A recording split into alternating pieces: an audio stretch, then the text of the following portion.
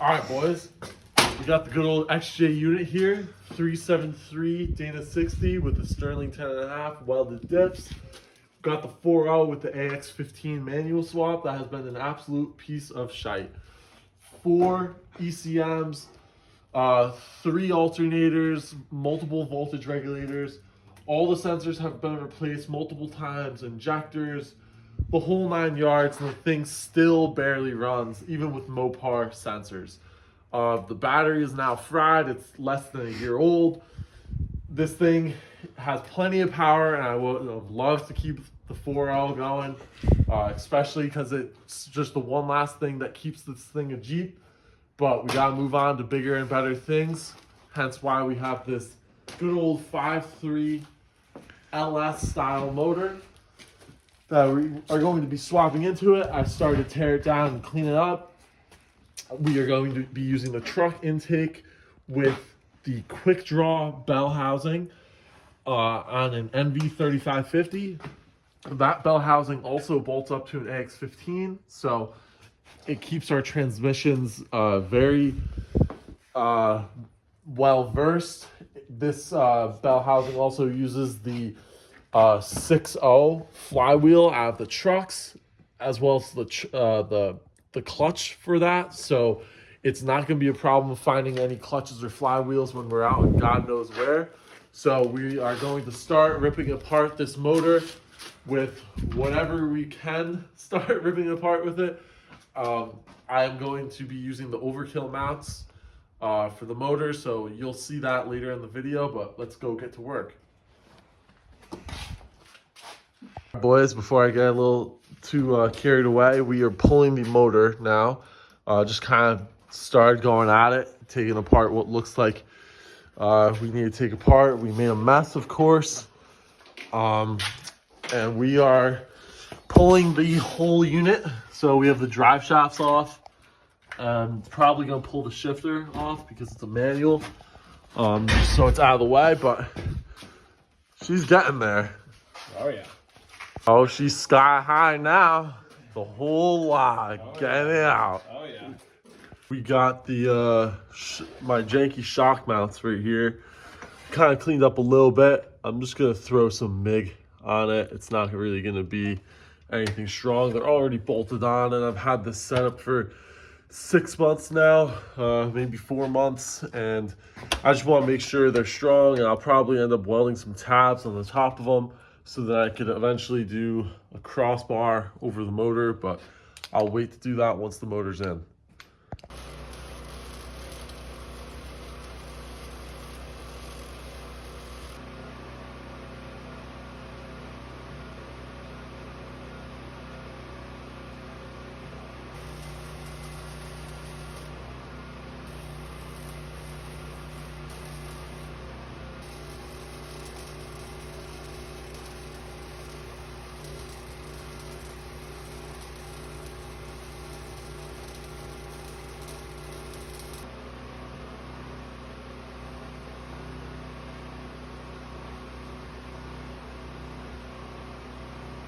I threw some weld on those shock mounts right there. I also pulled off the stock engine mounts. Painting up the engine bay a little bit here. Touching it up before the motor gets put in.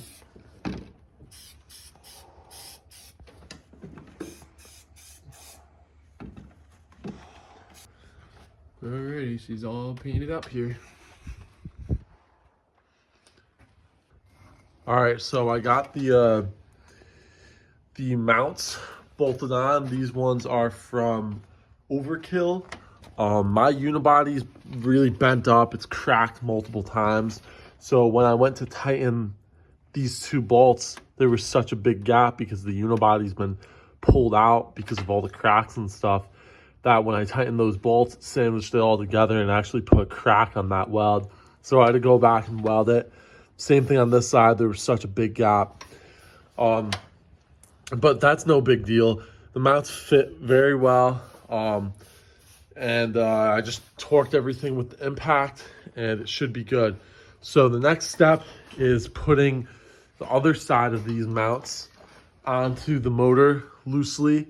And we're going to dry fit the thing before we get all cleaned up and see if we need to move this upper link or this cross member and see what we're working with. All right, we're getting the motor in right here. It's quite unfortunate. I got the new Christmas vest on. She's getting dirty, but it's all right. All right, so we got the motor sitting in here, and we just threw the tranny on. It's only on 3 bolts. The clutch isn't on or anything, just to get an idea of how this cross member is gonna look. So I got the XJ mount on. That was the TJ mount. So this is all looking pretty good, except it's hard to tell. The shifter is definitely gonna have a problem up in there. But we'll get to that when we get to that. And we are trying to figure out cross members. So we think we are going to weld these chunks of angle iron on, and there will be 4 bolt holes along here. So then when this is welded on, we could then bolt a plate up and have the cross member go to that, and that's how we will hold our tranny up.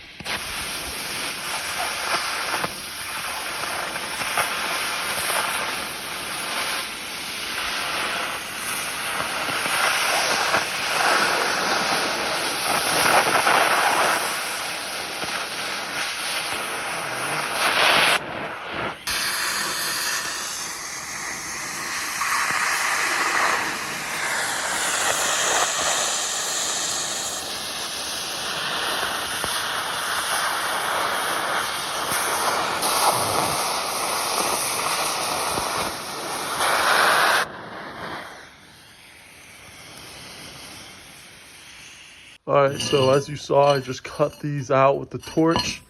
Very rough, but these are going to be plug welds I'm gonna fill. And then these are the nuts for the cross member. So this is the driver's side, and get them out on the frame like this, and that way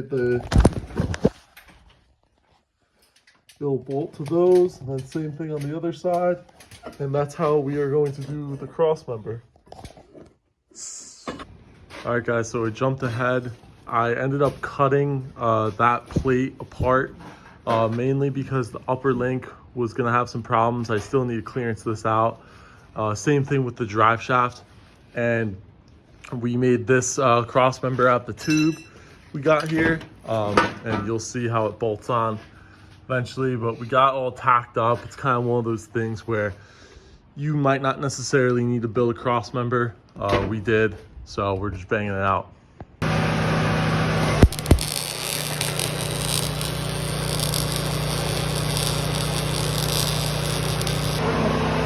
Shit, got the fire going. So, big jump. We dropped the fuel tank, got the fuel sender out. Took that little piece off, and I tried to delete the regulator for cheap. So I took this apart. I bent back whatever was in here. I pulled out this plate, Then there's a small tube in the place of this bigger tube.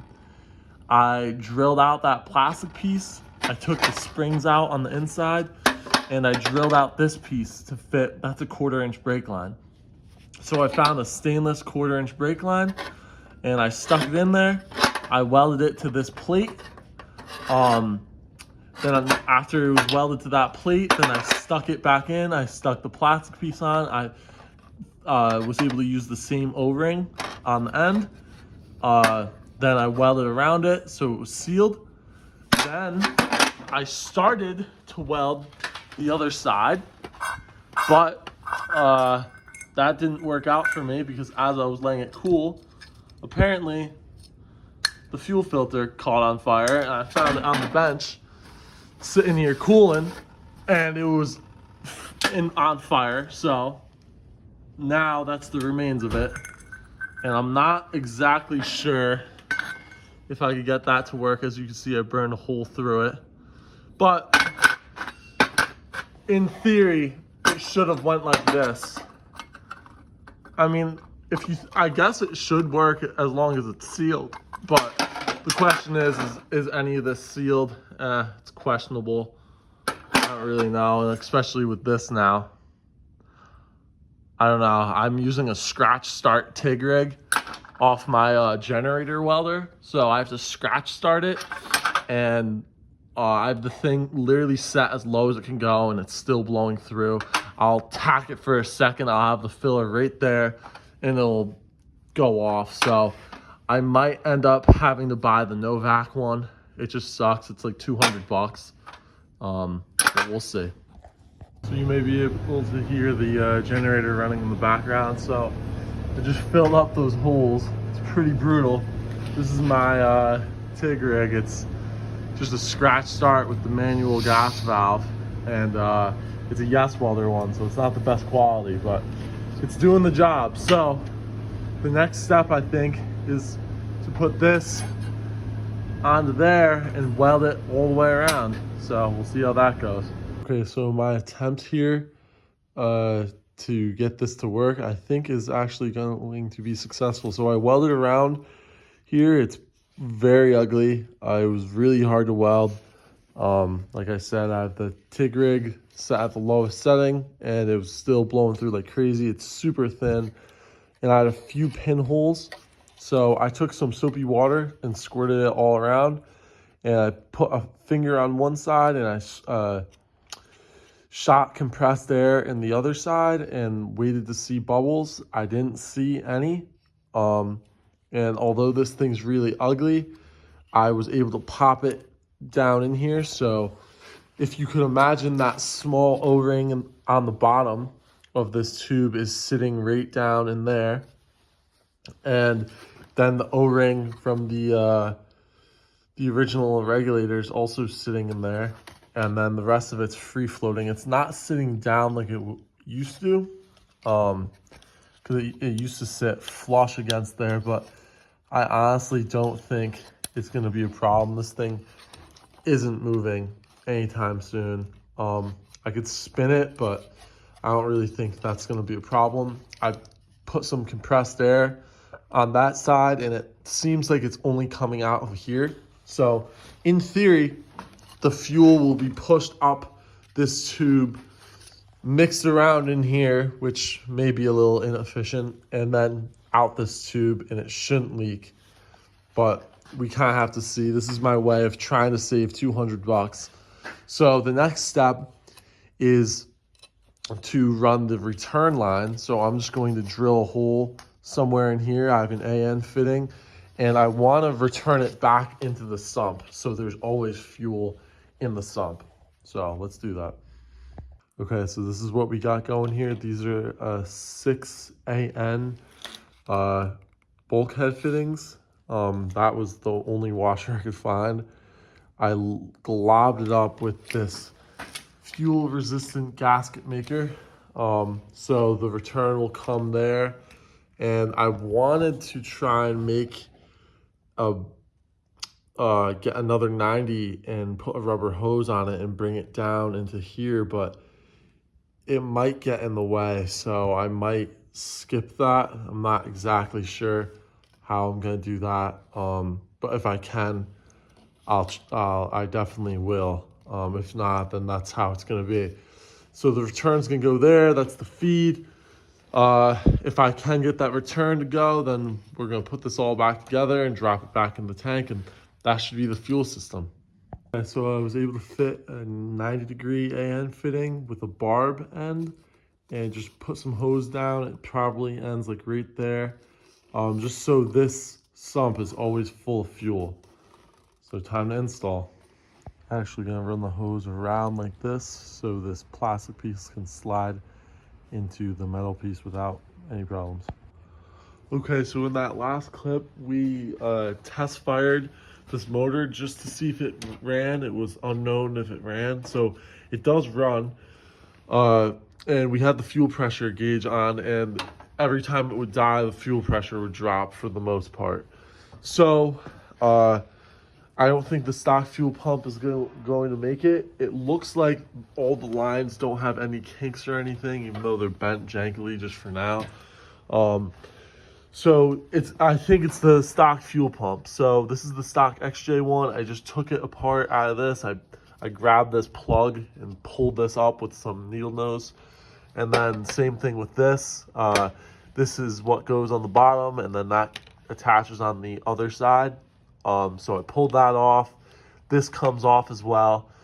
And I'm replacing it with this Aeromotive Stealth series. It's the 11542 model. So as you can see, they have different models. So it looks similar. So in the kit, it comes with its own screener and some line.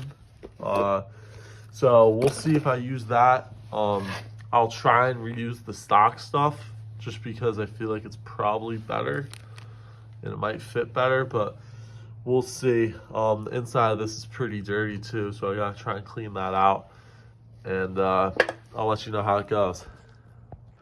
Okay, for once the internet was right. That pump did drop in. I used the factory screens. Even though they're a little dirty, I think it's gonna pick up better than trying to rig this new screen up. And I used the factory piece in between here. I think it should just be fine. And then I have to just wire this plug in. Okay, so after trying to get the motor fired up, we ruled fuel pressure being the problem. So this janky regulator delete didn't work in my case. I have seen people do it, and I have heard of people doing it in the past and it working out for them. I guess I just wasn't doing it right. So I sealed up that end, plugged up that end down there. That plastic tube actually broke that goes in the center. And what I did was I got another bulkhead fitting that goes through, and then I'm using some 5/16 line. It was a real pain to get on this 3/8 bar, but I got it. And that goes down to the fuel pump, if you can see. I also have in the corner back there, that's the return that goes up from here, just ends right down and dumps in there. And that pump is clicked into the stock little fuel filter thing right there. So I hope this works. I'm gonna try it. Hopefully I don't get any vacuum leaks from that, and I'll keep you guys updated.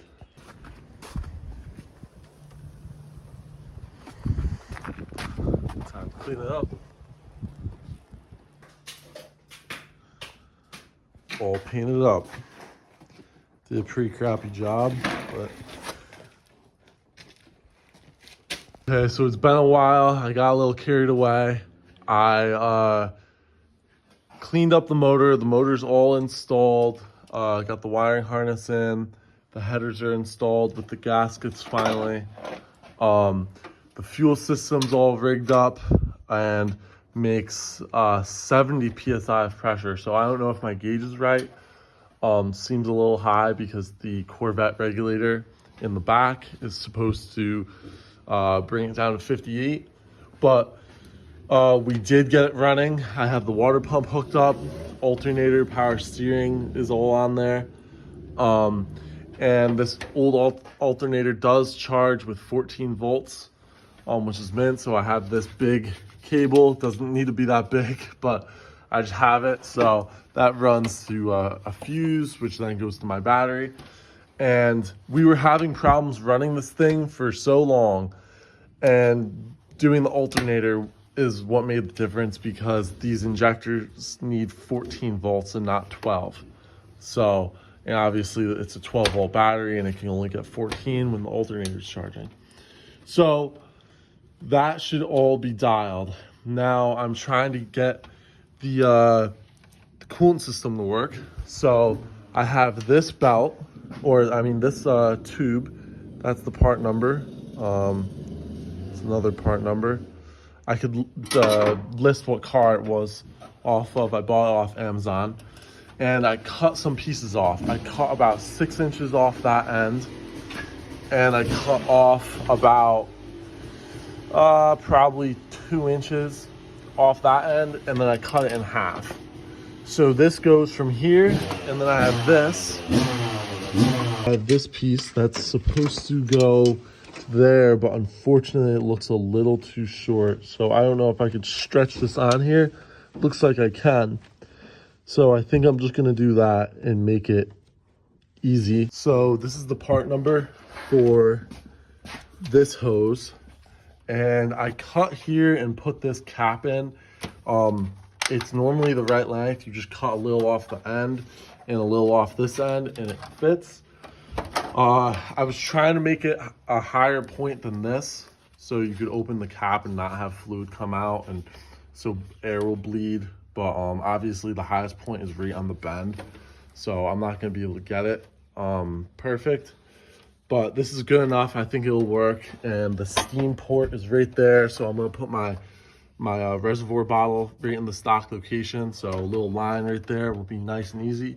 I just have to put these hose clamps on, and that's what the lower one looks like once it's all bolted up. Put some coolant in it, see how she runs. Okay, so I'm still struggling to get this thing to run correctly. So we are going to move on to putting the transmission in.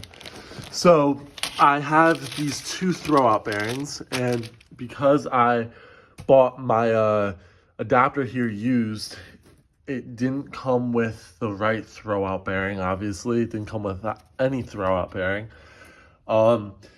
But normally if you buy this, it comes with something that looks similar to this, where it's a spacer and then it fits the normal Jeep throwout bearing.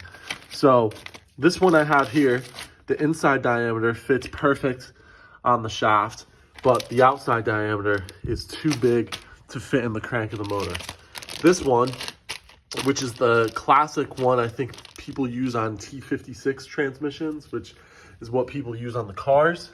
That's the part number. And this has the right outside diameter, but the wrong inside diameter. It doesn't fit in there. So I am going to take this bearing, and because this already basically is just a metal block with a normal Jeep Pilot bearing in it, it's just the wrong size. I'm going to measure what this is and put this on a shaft kind of like this, and hit this with the grinder, and eventually it'll shave it down enough where I could press this in, and hopefully that works out. Let's see. So I popped out that bearing in the center with the socket. It was like 11/16 socket, and I hit it with the angle grinder. Now it is kind of difficult, like right here. You can kind of see that flat spot. That's where this stops spinning. But basically, you can see it wears that out too. I just set the bearing like that, hit my angle grinder against it to the point that it spun.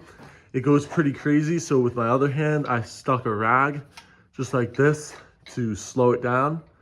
And that's kind of what my feed was, I guess. And so I took a measurement, and it's just a few thousandths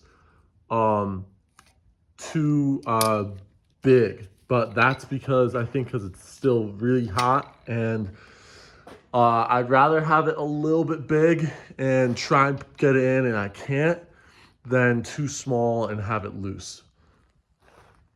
Okay, so I can't really remember where I left off, but we got the thing running enough to spin it around in the garage the other way. It's still not running right. It's still dying on idle.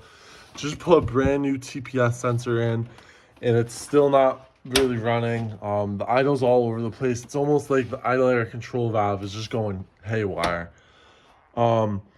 So yeah, but other than that, the transmission is all in. As you can see, all I did on this shifter, which someone modified it previously, was just bend it here. But that's what it looks like inside the console. It goes through all the gears, just nice. Clears the center console just fine. Clears the shifter linkage. So we got the linkage all dialed in, and also made some drive shafts. So my front drive shaft was shrunk 2 inches, and my rear was lengthened 5. So we pounded that in. Made sure before we put it in to grind the weld seam on the inside, or else it wasn't gonna go in. Once we did that, it slid right in. So got all that dialed. See, that's the space we have there. Cross member is in. The upper link is on. So this is all looking good. This is all on its own weight. Now we have exhaust, which that's going to be pretty easy. That's just going to connect there, go across right in front of the oil pan. That one up there is going to be a little bit of a pain. It's going to have to come up forward and then down past the starter hump to there, where they both will merge. It'll continue into the exhaust that I have here. And that will be the exhaust. Then with the power steering, which is what I'm working on right now, I'm going to pull the box and drill and tap for hydro assist. So I'll show you when I get there. Okay, I got my steering box out. So I just ground this flat so it was smooth. You go with this casting line, you pick the center. That's my punch mark right there. And then with this port, you draw a line. I have that scribe. And right there, you come up and you pop a hole right on that mark. So these are going to 29/64. And I'll get back to you after that. Okay, so that's a lot of fun. They are tapped now. So when I was drilling that, I ended up snapping my bit right here. 29/64 on this bottom hole. It's very, you can kind of see I drilled past the passage. And I tried to get all the metal out the best I could. But so I had to finish drilling the hole with this 7/16 drill bit, and then I tapped it with this 1/4 inch National pipe thread. So then this little thing, which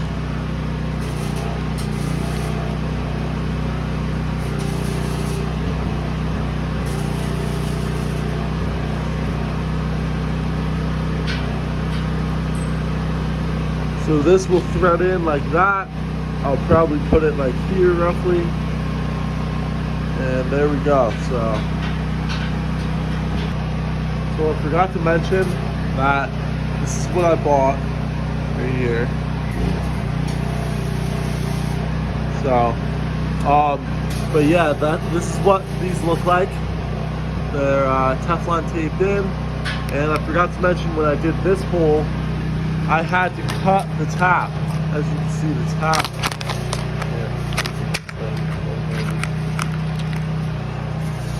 As you can see, the tap is shortened just to get this hole at the bottom. I started the tap, and then once I bottomed it out, then I cut the tap and went in a little bit further.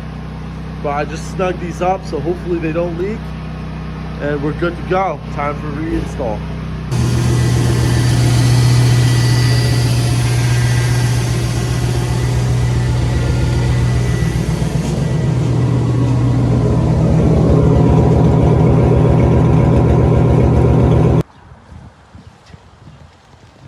Holy shit, I'm driving the unit right now. I'm so fucking happy. This fucking thing needs some work still. The steering's a little fucked up, but holy shit, it's been a while. Yeah! That last clip, I almost dropped my phone down the fucking trans level. Holy shit, look at this thing. She's fucking going. Fuel doesn't work. I do have a temp gauge.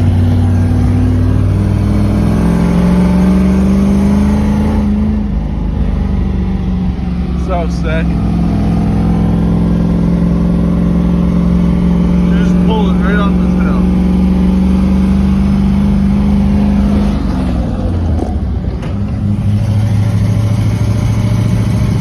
Yeah, look at that, man.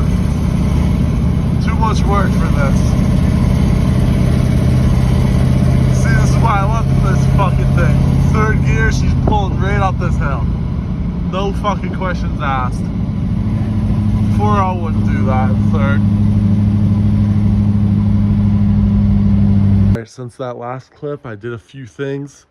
I hooked up my air filter, so I have this long 4-inch 90, 4-inch ID, fits over that, the throttle body perfect. Then I have a 4-inch 45, and stuck it in, and it came out to about here, so I just cut that much off. Used the stock boot for the mass airflow sensor, and then this piece of shit K&N filter that spins even though it's tight, and I don't really understand why. One of the problems was my steering shaft, because I have a big stretch, 5 inches. My box has moved forward, so that was contacting, but I don't think you would have that problem if you had the stock box for the steering. I haven't heard anything about that. I mounted the computer not super well, but it's up out of the way, and yeah, so you may be wondering, what am I gonna do with a hood? And I could not tell you. I mean, the computer isn't gonna clear the motor. This is gonna have to come up super aggressive. This is like all in the way, so I don't know exactly.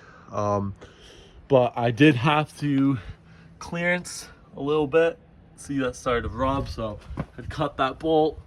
I had to tighten up some of the fittings down here, and I also had to cut that bolt on that sway bar right there. But it seems like it's doing really good. The hydro assist is working flawlessly, and this thing is fucking sick. Okay, starting to get to the final steps. I cut the hood. I just went along this body line right here, cut it on the top. I left a little bit here. Same thing on this side, just so it had some room to pivot. I could have went a little bit more so it didn't dent, but whatever. Then I had to cut the inside bracing all up, and I ended up removing all of this right in the front of the hood. I can't pick up the hood just not yet because it's all sorts of messed up, but yeah, you can't really see, can you? Anyway, all that's gone, so it actually clears the air filter. It gets real close, but then the top of the motor is all good, so I'm just blocking it up right now with that, and I'm doing 3 inches on each side. So I'm just gonna cut out some cardboard, cover this up. I was thinking about putting like a little grate here so this could get some nice cold air, but then water and shit might go in there, so I'm just gonna block it up. But it is looking pretty sweet, and I'm getting definitely pretty excited. So the way I bent that was I held right here and right there, and I held it up while somebody pushed down, and I held right there, and it was able to bend. Definitely a little bit of a pain, but once you cut all the inside bracing out, except I did leave the bracing right here, but the stuff that's in this area is all gone, so it did actually bend pretty easy once you had it right. So let me get to it. All right, it's getting there. I fully welded it this side. Well, I'll show you the side that's just welded. So that's the side that's just welded. It's very ugly. I didn't grind any of this paint down, so the MIG welder was pipping and popping. Then I have this piece on the back that's welded on this side and on the inside. And then this is the side I just ground. So came out all right. There's a few pinholes. I might come back and fill those, I might not. And I'm just gonna leave this weld like this. I'm just gonna put some caulk right over that, smooth it out, paint on top of it. The hood's a little warped, as you can see right there. But overall, it's not too bad. It's under the support, so I can't really get to it, which sucks. But I think this hood is coming out really well. So